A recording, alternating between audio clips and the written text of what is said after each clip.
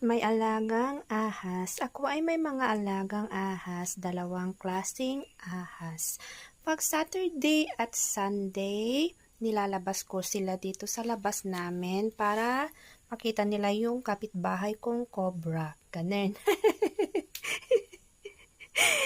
Itong isang klase, iba to, wala siyang yellow color. Madali lang siyang buhayin, hindi siya yung sensitive. Tapos, ito namang yellow, na may yellow siya.